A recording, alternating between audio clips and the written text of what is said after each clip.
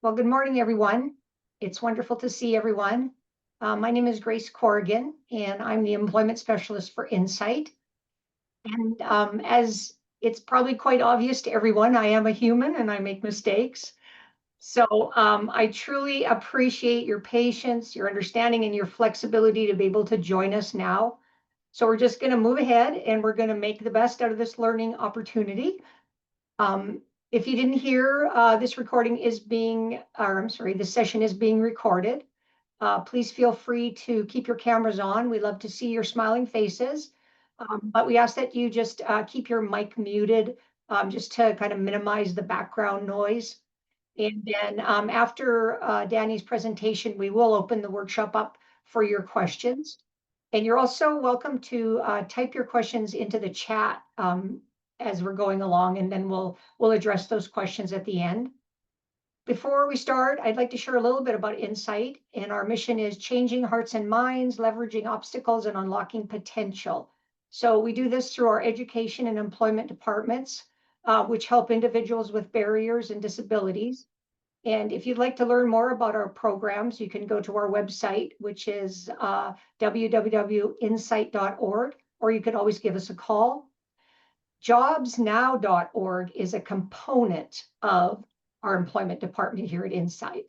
And one way we support job seekers is through these Get Ahead events, which are standalone workshops designed to provide individuals of all abilities with valuable tools and resources for their job search. And if you want to explore some of our past workshops, you can always visit our website, which is jobsnow.org, and just click on the Get Ahead tab. So we also host in-person job fairs. We have our next job fair coming up on Tuesday, August 19th at the Northwest Natural Building in downtown Portland, and registration for that event will open in July. So our workshop this morning is titled How to Set Job Search Goals That Actually Get You Hired. And it's my pleasure to introduce our presenter today, Danny Leonard from Ramped Careers. So welcome, Danny, and I will pass the workshop over to you now. Thanks, Grace. And yes, thank you everybody for being flexible today. I'm going to share my screen. Let me know if you can see. Just give me a quick thumbs up. And everybody good? Cool. And yes, if you don't mind, just coming off camera, it's easier for me to present to actual faces versus names on the screen as well. All right, I'm going to jump in. I'm excited to be here because this topic, obviously, and my company, which I'll share with you in a little bit, is super relevant. The job search has changed so much in the past 5 years, let alone the last 25 years. And there's some insights that we're gathering at Ramped that allow us to get a lens into how to attack the job search in 2025 and set these goals so that you can actually get the job that you want. Here's a quick agenda. I'm going to go through an introduction, just brief on me. And then I will talk to you about the job search problem. We will go through goals that actually move the needle for you. And then we'll talk through time management, staying motivated. And at the end, I will have some open forum Q&A. So if I go too quickly at any of these slides, by all means, save your question till the end. We'll have a ton of time. Generally, when I lead these sessions, people like to ask a bunch of questions about their specific job search. So at the end, I will give you some dedicated time to do that as well. So quickly on me, I have a 15 years plus in tech. I'm an entrepreneur, advisor, and investor. I got my start at a company called Groupon, which obviously got really big. I was employee number 50 or so. And then I've worked at several other growth companies, big and small, like Square and some growth startups. Originally from Minnesota, I live in LA right now, and I went to the University of Michigan. I have 3 young kids, so my schedule is pretty inflexible this morning as well. And then on to the meat of the presentation, but right now I'm the founder of Ramped, and we are a platform that is revolutionizing the way that people look for and obtain jobs. The job search is broken. It has been broken for many years, and our mission is to fix it. Right now, we have about 500K job seekers that we've served since our inception in 2020. And special for this group, If you use the code GetThatJob125 at checkout on Ramp today, you'll get $125 off our core product, which is Autopilot. Let's jump in on why this workshop or why this presentation matters. So the job search in 2025 is different. A lot of things, though, are truly the same as they were maybe back in the early 2010s, 2000s, and even back, 50, 60 years ago. You're still applying with a resume and a cover letter. You're still trying to meet as many people as possible. You're still trying to cater to a hiring manager and a recruiter. So there's so many things that are the same, but the way that you go about the search has changed so much. Job seekers all want to work hard and they all want to get the job. But it's not always the smart way to work. And there's so many platforms today that allow you to do things at scale that you weren't able to do back, even 5 years ago. And applying more doesn't always equal better outcomes. So you've heard the expression, just spray and pray or apply to more as a volume game.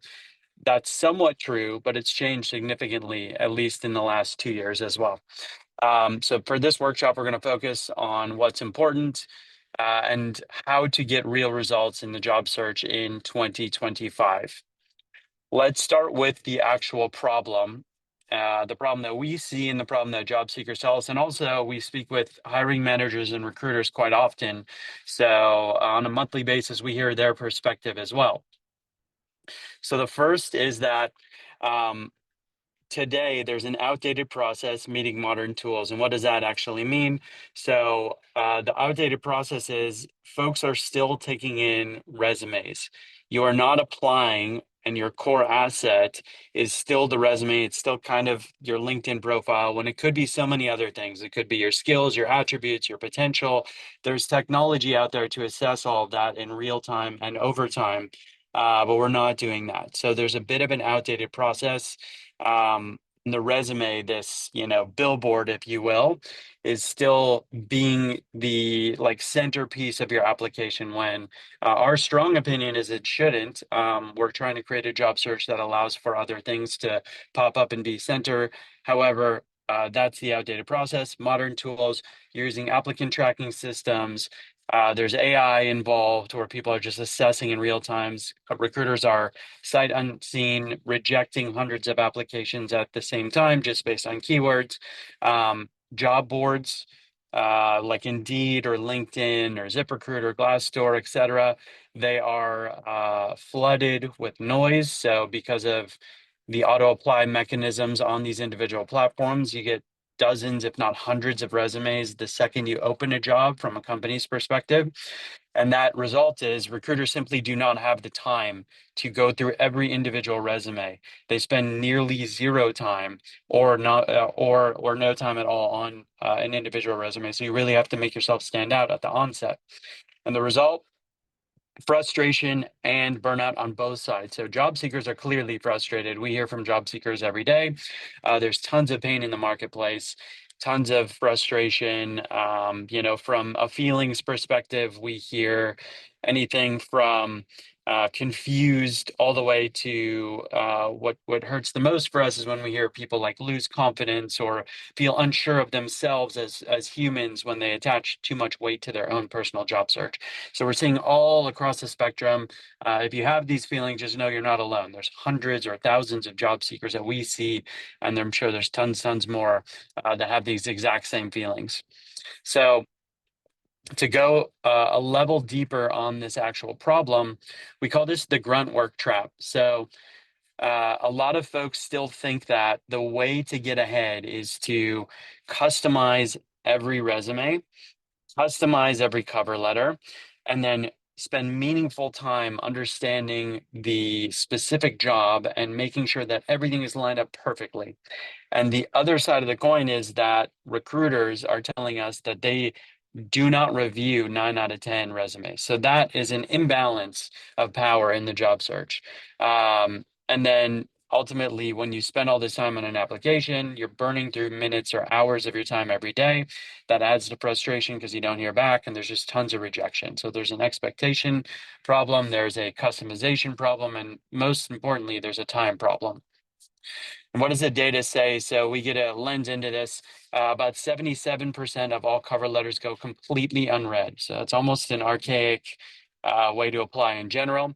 The average successful job seeker sends 206 applications today.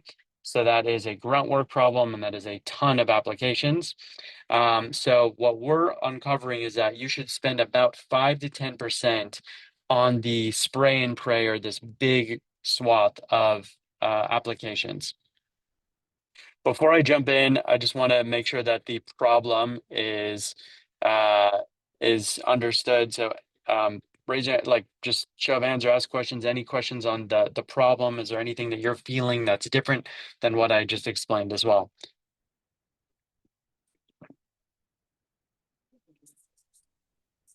Well, All right. I've agreed with you all the way, Danny. All right. You're Good hitting it stuff. right on the nail. Yeah, you're hitting the nail. I see it all the time. Yep. Same thing. So, yeah, I see a hand from Rose. Have you seen anything about AI from recruiters?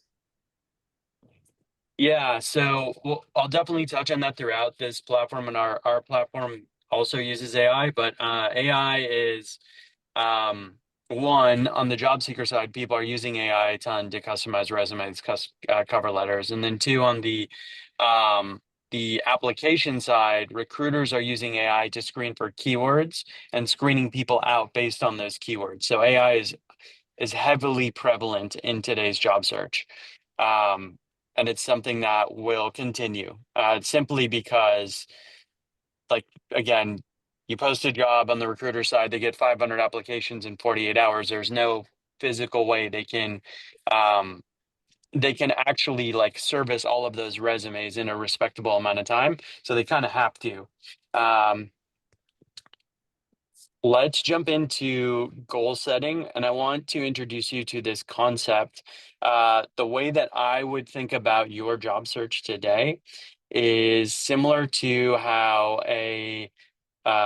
like a private wealth investor or wealth management investor would think about their portfolio. So there's a diversified set of time that you have to focus on. The first is kind of what I just talked about, this grunt work problem. There's so many tools today, and I'm obviously biased because I have one of those tools, but there's tons of tools that allow you to outsource your grunt work to AI.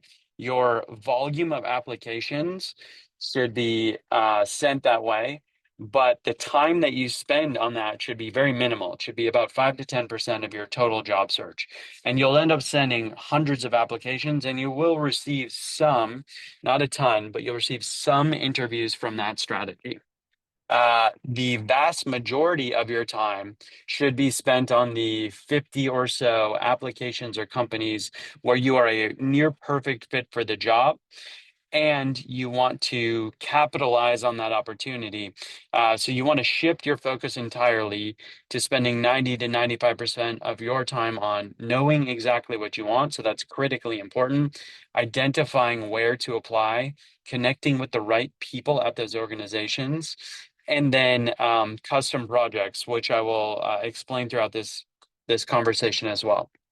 Well, let's break down all of these. So knowing what you want in today's job search is really important. What do I mean by that? Again, these recruiters and these hiring managers, not for any fault of their own, they just are flooded with applications. So they're going to screen you out if you are not a near perfect fit for the role. Now, there's two things to think about there. One, the, like, actual on the surface, I am the perfect fit for this role. And then two, you think you're the perfect fit for the role and you have to prove it to them. So the first is, look, I'm looking for a salesperson with 5 years experience. I'm looking for somebody that's worked in technology, and more specifically SaaS technology, selling into vice presidents of sales. If I have that exact background, I am a perfect fit. If I don't have that exact background, maybe I've sold into vice presidents of finance, I will have to prove it, and I fall into the later bucket. So it's really important for you to understand and take stock and be aware of what you are today and where you want to focus on in the future for your jobs. And the reason that's important is because, again, you're going to get screened out if not, and if you can't prove it, then you'll definitely get screened out. Identifying where to apply. Companies have jobs open today for a very short amount of time. Most companies will get hundreds of applications. Most big or good companies, in quotes, like good, hey, it's an attractive job, they will get hundreds of applications within a very short amount of time. So you have to be on point with the filters you set up and the companies that you watch. And this is all automatable. So you can set up filters on LinkedIn. You can set up filters on Indeed to ping you when a new job opens up at a company that you want. And I recommend you do that. Now, this next part, connecting with people in custom projects, this is where the grunt work of the job work, the new grunt work, should come in. And this is where your extreme attention and focus should come in as well. So the connecting with people, we call that lovingly at Ramped, we call that the side door. So the way to connect with people at companies is once a job pops up that you are a near perfect fit for, the first thing you should think is, do I know somebody at this company? And there's tons of tools that make that really easy today. LinkedIn is one of them. I'll talk about LinkedIn a lot because it's heavily used during the job search in 2025 today. So the first thing you should think is, do I know somebody at that company? That's your first degree connection. If the answer is yes, proceed aggressively to use that person to help you skip the job funnel or the applicant funnel. If the answer is no, your next question should be, do I have any second degree connections at this company? So somebody who knows somebody who can help me get that job. If you are not doing this, there are at least 10% of the people in the funnel are doing this. So you are going to lose out to all of those people if you are not being aggressive with connecting with people and networking your way into companies. So that concept, the side door concept, I recommend you take that. I recommend you proceed with vigor. Like you really want to go that route first. Once you've identified those folks, once you're able to connect with that first or second degree connection, that's where a custom project comes in. And the reason that I'm mentioning custom project is because we are seeing about a 12x increase in interview success rate. So that's getting your first interview by simply creating a custom project that demonstrates your ability to succeed in the role and submitting it almost like a side letter with your application directly to the hiring manager. So that involves a lot of components that I just probably breezed over, but you have to identify who the hiring manager is. You have to create a project that demonstrates your ability to succeed, and you have to submit that in a timely fashion so that you show yourself in the most positive light. So let's talk about all of those. The first, what is a project that could be a great fit? I'll use a simple example. If you were going after a SEO job, so search engine optimization, it's a marketing job, you could theoretically go on to somebody's website and point out all the ways that they're not fulfilling the keyword requirements to rank on pages like Google or Bing or any of these search engines or LLMs, AI, AI channels as well. So that would be something that I would think about seriously and submit with your application. Again, 10 to 12x success rate. So if you were succeeding at a 1 out of 100 rate, you would again receive 10 interviews every time you submit a project. Now, the project focus all ties back to what I just mentioned, knowing what you want, identifying where to apply, connecting with people. So if you're not the perfect fit for the role, I do not recommend sending a project. I'm not at any level saying submit a project with every application. I'm saying once you've identified roles where you're a great fit and you've connected or able to connect with the person in charge, that's when you submit that project. And I wouldn't spend more than about an hour on these projects because you are likely to get rejected still. So again, if your interview success rate getting from 100 applications, you're getting 1 interview, you'll get 10, but that is still a super, super low success rate. And that just comes with the job search. I ran through all of these already, but I want to be really specific. So I will jump in. So step 1 on your goals is be specific on your job title, your function, and your industry. So ditch the I will take anything mindset. You are going to get rejected today. from your job search. So you need to lower your expectations and you need to shift your perspective on what in the job search. You should ask yourself, what do I want my life to look like in 6 months instead of what do I want my life to look like tomorrow?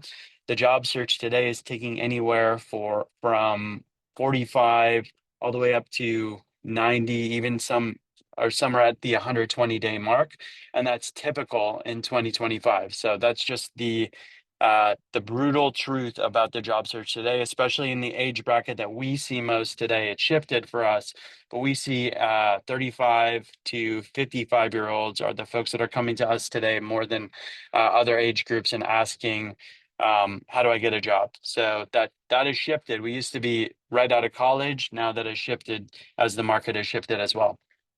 The next is where, so build a target list of those 50 to 100 companies that you are really interested in.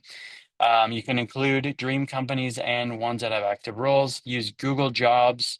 If you haven't used Google Jobs, it's really good at filtering. And then set up automated filters on LinkedIn that ping you every time a job at a specific company opens up. The next step is who. So the job search is still human. Use LinkedIn aggressively for these first and second degree connections. Make sure you know exactly who can help you get into each one of these companies. Ask for conversations, don't ask for favors. You can send really short messages on LinkedIn Messenger. It's a really good way to connect with people. So once you have a job, let's say you have a first degree connection, a really easy way to do this is just say, hey, I noticed this job was open. I think I'm the perfect fit. Could you connect me with X person? You have to be really specific all the way through the chain. The more specific and the more easy that you make the person you're connecting with's job, the better you're going to have, the more success you are going to have in this part of the job search. Before we jump on, I'll open this for questions, but before we jump on, I do want to just frame up the way that recruiters are telling us about the application funnel today. So let's say a recruiter at a company like Apple or a company like Google or any company that has a desirable job opens up a role. Within 48 hours, they were receiving about 250. About 250 applicants. But for our example, let's just use 100. So let's say they receive 100 applicants. They will reject 90 of them sight unseen, about 90 of them. So that is because they just simply cannot interview all those folks. From the 10 they do interview, 4 will come from internal referrals, which is a company's prerogative. Obviously, they want people to refer them into roles. Best hires typically come from internal referrals. So that leaves 6 spots. From those 6 that you are now shooting for, I am betting that at least 1 or 2 took the side door and tried to connect with people to get their way in, and the rest come from just sight unseen cold application. So 100 applications you're really fighting for. If you do 0 work and just submit cold, you're fighting for 3 or 4 spots. Versus if you did the other way, this more thought out, more thoughtful, connect and go through the side door, you increase your chances significantly. I see a hand, and I'll open up for questions on that last section because I covered a ton there.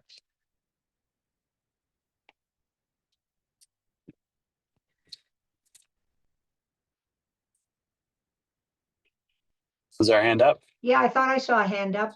Whoever had their hand up, go ahead and unmute and ask your question.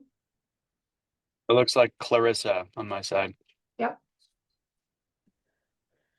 Yes, so I'm looking for roles at smaller to medium-sized companies, and some of them don't have a LinkedIn presence. How do I go about this if I don't know anyone at the company? Yeah. What's your industry? Accounts receivable, but that can be for any industry, because most companies have something like that. Yeah. The best source then is their website. Their website will likely have the roster or at least the hiring manager, especially if they're in a somewhat established company.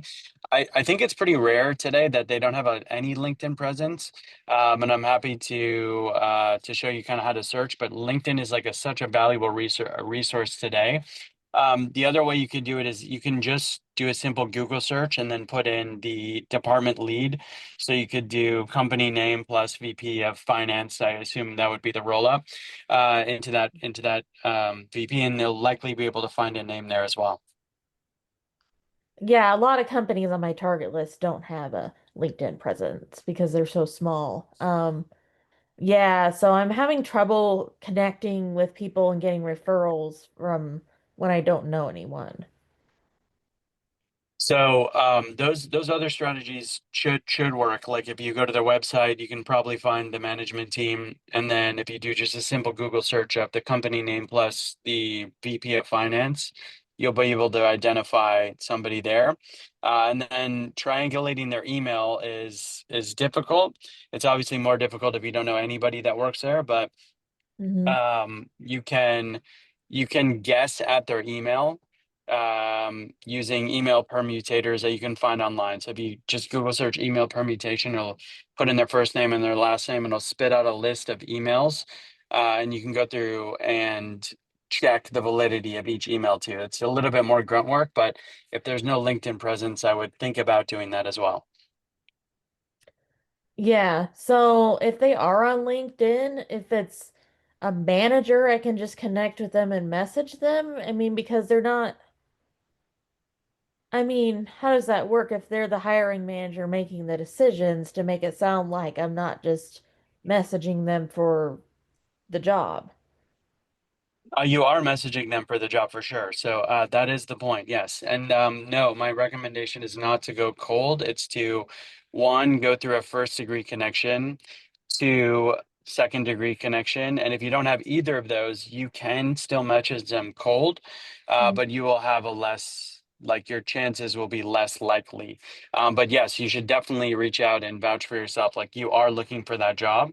So I would submit once you have identified the hiring manager. If that's a third degree or cold connection, you can still submit the project and just make sure that you know that you're very specific on why you would be the right fit there, because you Mhm. don't have somebody to vouch for you. Right.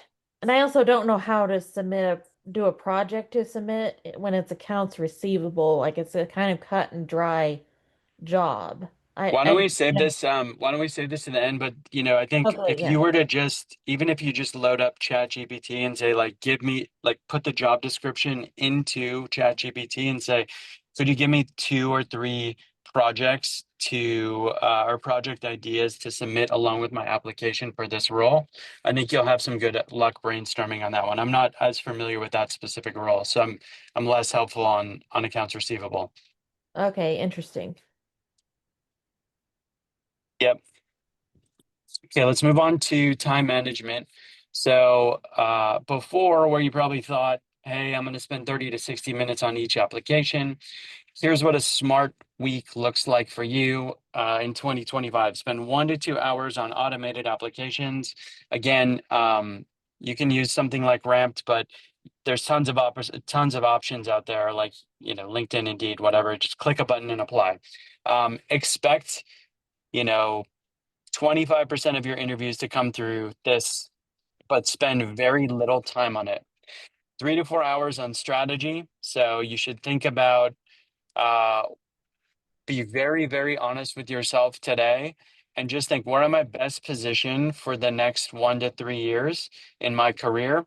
I'm not suggesting don't apply for jobs where you're a reach, but I am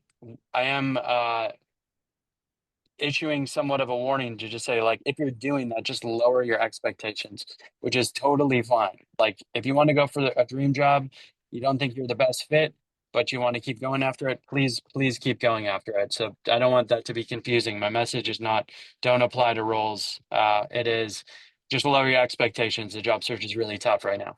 And then 10 to 15 hours of your week should be networking, follow-ups, interviews, and those projects. So networking, again, side door strategy. Can't recommend this highly enough.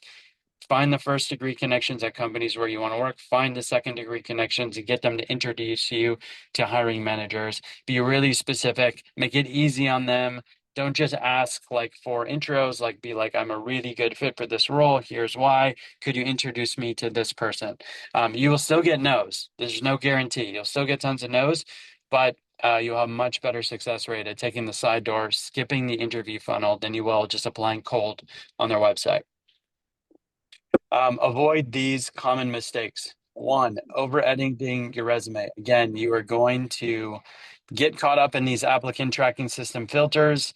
You're going to get rejected. If you do a cold submit, 95, 96, 97% of the time, it is simply not worth it to over edit your resume. There's some table stakes stuff like spelling, etc. Those are really easy to work themselves out. If you really want to even go a step further, just load your resume into ChatGPT. Say, I'm looking at this job family, have them suggest or have it suggest edits for you. Applying to everything. Again, be really specific on who you are today, what you want, where you're the best fit.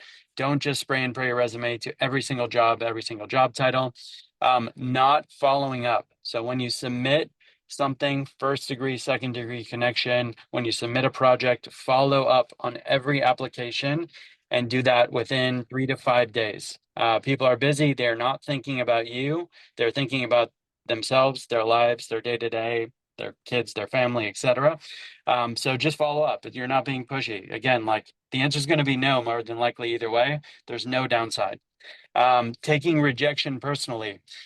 This is probably the thing I coach the most for an individual job seeker is like, oh, I just hear no all the time. Look, that sucks. Nobody likes it. The job search sucks. There's nothing that I can say to make the job search better, really. It is just a ton of rejection. So just get used to it and move on. Lower your expectations significantly and move on. And then losing momentum. I hear tons of people just say like, oh, I applied to these 100 jobs. It didn't work. That's just got to be fine for today. Like you just have to accept it and move forward. The job search will drag on for some people. I never know when I meet with the job seeker for the first time if they'll get a job tomorrow, if they'll get a job in 6 months. I can tell you that I've honestly never seen a job seeker not get a job for more time than they like for years. We'll put it that way. You will get a job at some point. You have to get a job at some point. And you're here, so you're taking advantage of a free resource to help you to better prepare yourself. So just again, like just think about it as this portfolio instead of what you probably used to think about it as is just a spray and pray, big funnel, editing everything, focusing on your resume. Let's just focus on the things that actually matter. Staying motivated. So I just mentioned that. It's something that is very important. I do see people lose motivation all the time. It's hard for me to say like, yes, just stay motivated. That's not very specific guidance, but you do have to hold yourself accountable. I do see people have success with coaches. They are expensive sometimes, but more from a accountability standpoint, they'll probably provide you with some strategic guidance and tactics. But an accountability standpoint, or if you have a friend or a family member that can just check in on you every day, every week, whatever it is, I would hold yourself accountable. So every day, write, how many auto applied applications I sent out. That should be dozens or hundreds. How many strategic applications I sent out, how many projects I sent out, how many messages I sent out. Just track it on a day-to-day basis. And again, all you need is one yes. You're not looking for necessarily dozens of yeses, although that would be an amazing outcome. You just need one. You need one company to say yes to you one time to get yourself back out there. So let's recap, and then I want to open it up to questions. I'm sure we have some. So first, your new job search framework.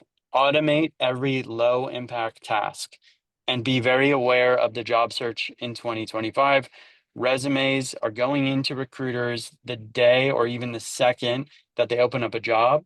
There are hundreds of resumes. There's no physical way that a recruiter can jump through all these resumes. So they are rejecting folks sight unseen at a 90 to 95, even higher % clip. So you just automate your task, automate your resume task, automate your cover letter task, automate some of your application tasks. Set clear goals for yourself. Make sure you are sending out X amount of applications every day. Build a very targeted list of both companies and roles and role titles where you are a very, very good fit. Connect with people aggressively. So this is the part that is grunt work that you should focus on. It will hurt a little bit more when people don't respond to you, especially first degree connections. But again, your expectations now from here, everybody's going to respond to me. I'm their friend. Go down to the floor. Like it just doesn't matter. This is my job search. I'm in this time for 3, 6 months, whatever it is. Just through that time, be bulletproof on rejection. You're just going to get rejected so many times. It's totally fine. And then projects. So projects are the only thing that we've seen today that actually have a meaningful increase on strategic applications. Read the job description. Just think about what could I do to show that I'm the perfect fit for the role. For a executive role, it could be a 30, 60, 90-day plan. For a entry level role, it could be an entry level task. Like if I'm looking at an entry level sales role, I could generate a lead list and I could reach out to 3 of those leads. And then stay consistent. I think consistency is the thing that has the biggest variance for the folks we meet with. One, the most consistent person who puts out the same amount of applications and same connections every week will do better than the person who just goes in bursts and thinks about it sporadically. And then bonus research, or bonus resource. So we obviously have a auto application platform. We customize your resume, we customize your cover letter, and we offer one-on-one WhatsApp job search coaching. You can use the code GetThatJob125 for 125 off any package that you see on our website. And that's just for this group. And then I want to stop share and open it up for Q&A. Thank you all for listening. I know I've just been kind of talking at you for a while, but I'm totally available now to answer any questions and talk through this again. We've been doing this since 2020 and helped 500,000 or so job seekers at some level get back on their feet. Well, Danny, we did have a question earlier when you were talking about identifying places to apply. And Nola had asked a question, if Indeed and LinkedOn.com are dead, where are the new platform for job applications? So, Yes, Indeed. Yeah, Indeed and LinkedIn are both great for applications. Totally worthwhile. I would use those for your search, and then I would go apply direct on their website. That's how I would use those. So I would use those platforms to search for roles and apply direct. okay, so I think she misunderstood what she thought you said. They were dead, but they're not. They are good places to go and look. They're good places for the for where jobs exist. Yes, I don't think they are very effective. LinkedIn is effective for networking. I don't think Indeed is very effective for getting interviews. I think people are just auto applying hundreds of like applications out on Indeed. Great, thank you for clarifying that. Yep. Okay, anyone else have any questions? You can raise your hand or just turn your speaker on. Jim says, are recruiters changing the way they recruit? Are they listening to people like you? Probably not, but I don't think that recruiters are like to blame here. I think the company gives a directive and they're just doing their jobs, and their jobs are meaningfully more challenging today because of the flood of applications they're getting versus in, 2021 when the COVID boom happened, they couldn't hire fast enough. So it's kind of the inverse. Like they just have so many resumes to sift through. I have a question related to job development, if you have any insight on that. Yeah, sure. So I'm trying to job search for multiple candidates at once, and I'm usually on a pretty strict turnaround rate in terms of getting them in. And one of the biggest struggles I come up is, like I can network and I can connect, but how's the best way to do that for my job seekers? Or is it kind of okay that I'm like their proxy connection? So sorry, you're a recruiter? I'm a job developer, so I have a caseload. I'm with Albertina Kerr, so I work like with a caseload of about 5 to 7 adults with disabilities, and then I help connect them into different companies and industries in order to do carved out positions equipped with job coaching. I see. I'm not as familiar with that side of the job search. Who is your primary point of contact though at companies typically? I guess that's me. So I try to connect with the companies, and then as I see they have openings, I attempt to do kind of that, like that transfer, the connection you kind of talked about, but for my clients specifically for each job. And the tricky part is, they don't quite fit, the whole job Mm, description. And kind of our goal was to kind of carve out a set position for them I see. with accommodations. So I'm kind of that middleman person. I am Yeah. kind of their coach for getting the job, but also their, accommodation and their yeah. I'm not as familiar with that like role and how that plays out, but my best guess would be find the person at the company that you can be the liaison for and work with them directly to see if there's a need first. And to do that, you just have to build again like a funnel. So what are the companies that have open roles? How open are they to your specific use case or need? And then reach out to all of them directly and kind of like socialize the opportunity and Mhm. go about it that way. Okay. Awesome. Thank you. So Shane says he sees a lot of advertising associated with jobhire.ai, and he's wondering if you are familiar with that and if you think it's a valuable tool. I am, but I prefer ramped. Good answer.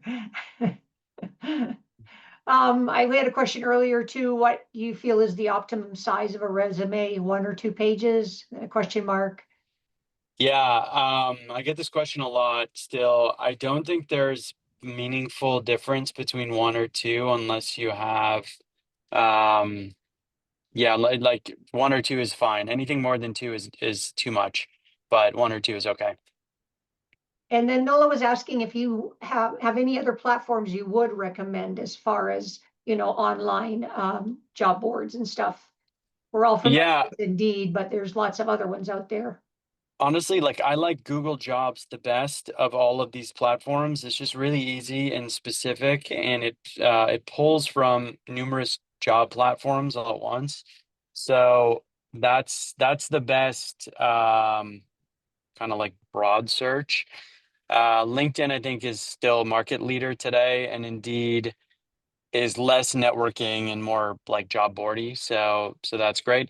If you have a specific industry, like I will have better recommendations. So if you're looking at tech jobs, there's a company called Well Found where every tech company posts their jobs. So specific industries have more specific job searches as well. So I would go in and just do a simple search that says like my industry in quotes plus job board, and you'll probably find 10 or 12 job boards that are specific to your industry.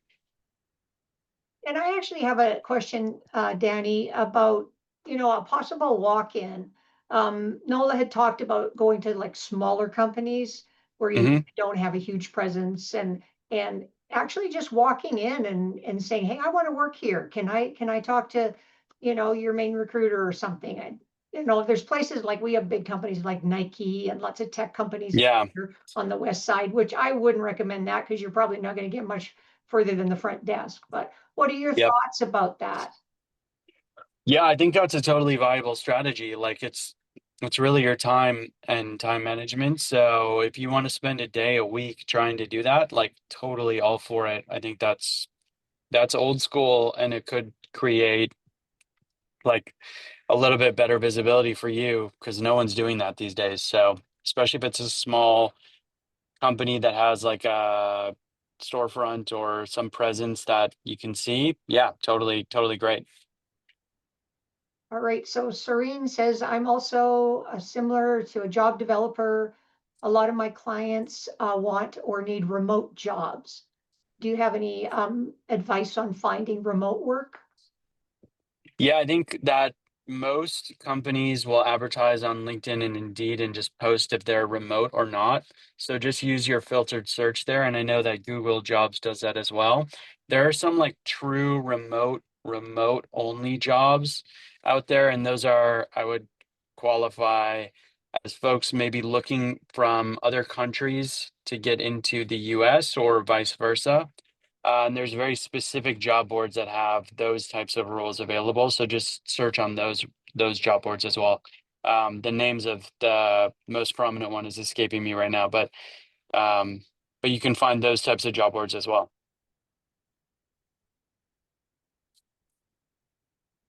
Okay, do we have any other questions? I had one. Danny, you mentioned the project, and I think you mentioned like for executives, and I assume you mean for like, so if I'm looking for a management type job, you're saying like 30, 60, 90 plan might be good. Can you just clarify at what stage you recommend doing something like that? Is that after the first interview? Because I did something like that after like a second or third interview to try to, you know, sort of position myself, but I'm just curious what your take is on that and how much time to spend. Yeah, I would. So good question, Jeff. I would spend less than an hour or less on it, and I would submit that with your application before the interview. So they may ask you to do an additional project during the interview, which is, you know, it's their prerogative. I'm seeing crazy interview cycles right now, like 7 stages, 10 stages. But yes, I would submit that to the hiring manager directly in addition to your application on the website. And I would the best way to do that is to find that person who's a hiring manager. Even better if you know them, but if you don't know them, the first degree connection into that company gets you to that person. So they could say, hey, nice to meet you, etc. My buddy Jeff is looking to apply, and then on the back and forth, you just say, hey, and I did a project, I went above and beyond, and here's why I'm the best fit for it. Like, I took a look at X, and you're doing some things right and some things wrong. Got it. Thank you. Yep. You can send it in a LinkedIn message too. Annika, did you have another question? I don't think so. I just forgot to lower my hand, but thank you. Oh, okay. Yeah, I just have one question, as you have mentioned, Danny, like in old days, like for instance, where you submit a resume and cover letter, it takes you have to submit it very short. And because the human resource manager may not have time to go through all your application. But you have mentioned now all the screening is made by, AI. Mm-hmm. So isn't it an advantage to provide, a detailed resume so that you have a chance to be, getting chosen? I don't, my strong take is no. That is not going to be the thing that gets you the interview, is your resume. Again, those are being screened out. And if you just think about the customer on that side, so when you're on your job search, you have 2 customers. You have the recruiter, that's the person, or whoever's managing the application flow, and then the hiring manager. The hiring manager is your ultimate customer. That is the person that's going to say yes or no and hire you or not hire you. So that's the person you need to impress. The recruiter, their customer is the hiring manager. So they are screening resumes to present them to the hiring manager. And they're the ones that get 200, 500 applications. And they're just sitting behind, I don't know if you've seen an application tracking system. They're just sitting behind a platform and quickly hitting reject, reject, reject, or they're doing it automatically based on keywords. So like two things, and they get hundreds of pings a day, like maybe thousands if they don't filter those out for all their open requisitions. So your best bet is to, one, you have to submit your resume. It has to be, the table stakes of a resume is it has to look nice, has to represent you well. But I wouldn't spend meaningful time customizing it to each job. That's where you need to take the side door. So your time should be, how do I get in front? If I'm a perfect fit for this role, how do I get in front of that hiring manager ASAP after they put this job out? Ideally before, if you know that they're going to launch a job because you've spoken with, let's just say, Nike in this example, and you know they're going to come out with a marketing manager job that's a perfect fit for you, your best bet is to be the candidate they choose before that job even comes out. So you only know that by networking into that company. So to answer your question, I don't think the resume is something that, like, it should be, again, like, nice, look good, the right format, no spelling errors, fits you well, fits the job you want or the job family. Again, if you're marketing, all your bullet points should be marketing, but that's it. I wouldn't even spend another second thinking about it. I would just submit the project, network your way into the hiring manager. Thank you. I did have a question here, and it says, do these tactics apply to entry level jobs? And I'm not too sure if they mean all the tactics you've just spoken about, but I would imagine. I think probably even more so on entry level jobs, like you can really, there's such a high variance of applicants for entry level jobs. Like if there's a VP of sales role out there, you're really not going to get somebody who's an entry level person applying to that job. They're all going to come with experience. For entry level, there's a crazy variance. So like you might get experienced folks, you might get fresh out of college, you might get no college. So your way to stand out is to just, even the tiniest bit of effort goes a really long way for that role. So I would think, yes, this would be a way to level up. You know, any credentialing that you get. So if you're applying to an entry level sales job and you want to take a sales course and you talk about that, like, great. But again, like all these entry level jobs, just do the, even like just show exactly what they're looking for in that job description, or take the first step, you know, and prove it to them. And them being, again, your hiring manager and your recruiter. Okay, Jeff has a question here. Is there a percentage of keywords to be successful for applicant tracking systems? It's so specific to each company. I would hate to give like a hard and fast rule. But the answer is probably yes. I just don't know. I don't know it on an individual case. You know, the best guidance I can give is read the job description. Or just if you're applying to one job family or even more, have one resume for one job family. So if you have the finance manager job you're going after, you have your finance manager resume. You can definitely apply to the sales job too, but just make sure you're applying with your sales resume.